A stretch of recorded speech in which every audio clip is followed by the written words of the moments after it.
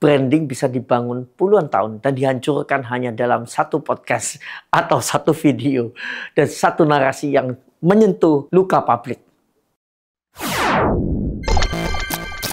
Brand Bumkes. Viral bukan selalu kebenaran. Skandal bukan selalu spontan. Dan air mata bukan selalu murni. Nah, kasus RK dan Lisa mengajarkan kita satu hal. Branding kita diruntuhkan bukan karena kesalahan, tapi karena narasi yang didesain untuk menghancurkan. Jadi ada yang kesalahan, ada yang memang dibikin-bikin, ada yang memang kejadian. Dan itu campur aduknya sudah jadi viral ya. Dan Brand Bumkes kali ini akan membahas ke dalam kisah yang dalam tentang gosip yang licik dari seseorang. Nah, kalian tentukan sendiri orang yang licik yang mana. Sudah seperti drama sinetron aja, ya. Jadi ada adegan celup-mencelup, ada adegan yang mengaku tidak mengaku, ada adegan yang minta anak yang nggak tahu punya siapa diakuin. Yang menarik lagi adalah ada drama minta duit yang sangat besar. Dan ini semua menjadi sebuah drama viral yang disukain sama netizen Indonesia. Meskipun kita sendiri itu menebak-nebak siapa yang benar, siapa yang salah. Dan yang setahu saya dari berita-berita jejak digitalnya ini memang semua ada salahnya masing-masing. Oke, kita bahas satu-satu. Perang antara Ani-Ani versus pejabat. Nama RK makin heboh, bukan hanya karena kasus dugaan korupsinya, tapi branding family man-nya sekarang diam-diam semakin membingungkan. RK selama ini tampil sebagai pemimpin visioner, suami ideal, religius, dan fansnya banyak, followernya aja sudah 10 jutaan kan kalau di Instagram, dan sering jadi bintang tamu cameo di bintang film di film-film ya, termasuk Dilan ya. Nah, sekarang sudah kena tuduhan ini, hancur lebur lah branding yang sudah dibangun selama ini. Sudah kena dikejar KPK, sekarang kena lagi tuduhan Lisa bahwa anaknya Lisa adalah hubungan dengan RK. Langsung meledak persepsi publik. Tapi pertanyaannya tuh begini loh ya. Kalau namanya orang, dia memang nggak salah, nggak pernah ngapa-ngapain. Harusnya RK juga santai aja. Tapi ini juga ikut kalut. Nah ini yang lucu. Makanya publik itu bisa melihat. Ikut kalut, ikut bingung. Nggak ada klarifikasi juga. Malah sebentar mau dites DNA. Ya memang pernah terjadi sesuatu kalau sampai seperti itu kan. Apalagi RK bikin alasannya nggak masuk akal juga. Mau bayarin uang kuliah. Memang ada mau bayarin uang kuliah. Ini kan lucu banget ya. Dalam branding publik itu RK tuh berusaha kemarin diam itu supaya kelihatan elegan. Tapi justru mematikan. Dan publik gak sabar. Internet tak menunggu jawaban. Makanya netizen mencari-cari tahu sendiri. Akhirnya sampai muncul Lisa yang saat ini, setelah beberapa tahun lalu ketemu RK. Dan boom! Penampilannya sangat boom banget. Dan penuh emosional, penuh narasi, mic-nya pengacaranya pun direbut. Wah ini jadi drama yang lebih seru daripada sinetron dimanapun di TV ya.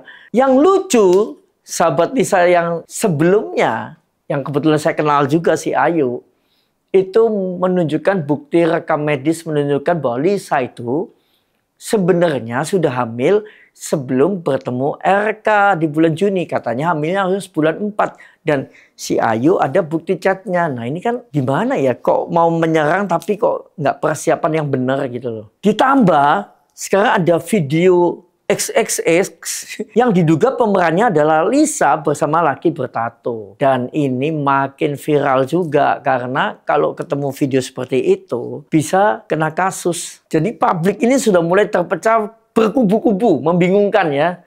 Karena pertanyaannya begini ke Lisa. Kalau lu sering gontakan di pasangan, gimana lu yakin itu anaknya RK? Ini sebuah perjuangan atau skenario Ani-Ani modern untuk panen empati. Nah ini yang keluar di publik ya. Branding korban itu powerful, tapi harus disertai konsisten dan logika. Kalau tidak, empati itu bisa berubah jadi emosi dan akhirnya jadi bahan lelucon publik. Seperti hari ini tuh jadi bahan lelucon. Karena manusia tuh ya kayak kita-kita ini bisa menilai. Dengan apa yang terjadi dengan orang bicara, dengan gestur tubuhnya itu ketahuan semua. Dan apalagi penampilannya Lisa kan munculnya cukup menor ya. Terus tubuhnya sekarang sudah bombastis begitu. Dan penuh make up. penuh ledakan emosi.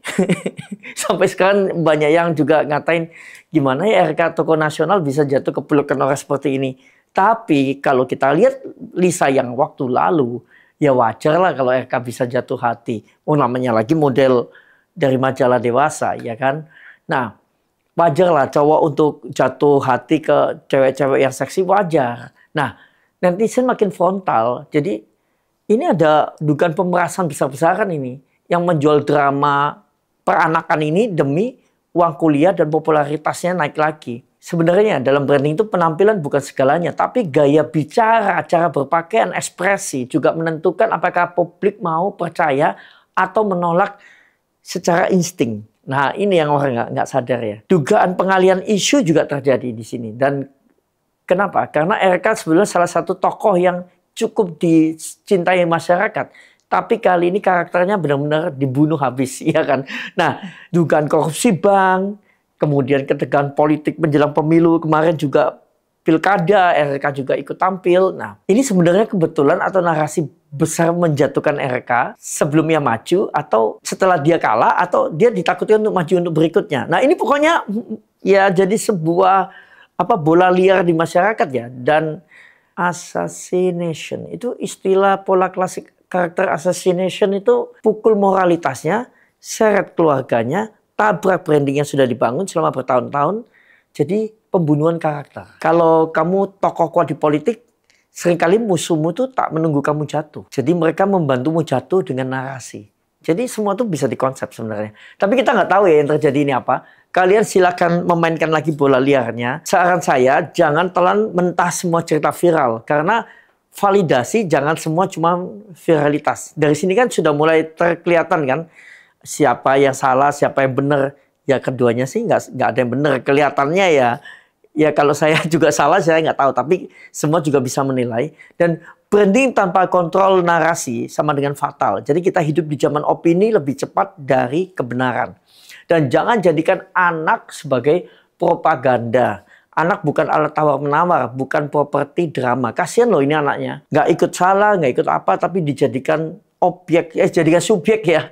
Jadikan pokoknya peran utama untuk pemerasan ini. Bukan peran utama ya, objek. Ya subjek bisa, objek bisa. Pokoknya bisa anak ini benar-benar dimainkan untuk jadi drama yang sangat viral ini. Pentingnya krisis komunikasi. Jadi RK butuh tim narasi, bukan hanya penasihat hukum. Tapi kayaknya sudah dibangun sih. Tim narasinya sudah mulai, saya lihat juga sudah mulai keluar. Jadi mungkin Lisa sedang memainkan sebuah cerita. Mungkin RK sedang menutupin sebuah kesalahan atau kebenaran. Dan mungkin kita semua cuma pion di tengah permainan kekuasaan. Tapi satu hal pasti, branding bisa dibangun puluhan tahun dan dihancurkan hanya dalam satu podcast atau satu video. Dan satu narasi yang menyentuh luka publik. Nah, apalagi yang namanya suami istri atau perselingkuhan ini gampang banget untuk menjatuhkan orang. Jadi, saya Sugi Mitro dari Brand Boomcast, pakar digital branding. Kalau kalian suka dengan tayangan seperti ini, ikutin terus konten-konten ini. Dan kita akan bahas semua peristiwa dari sisi branding, di mana setiap skandal ada pelajaran dan setiap narasi bisa jadi senjata. Oke?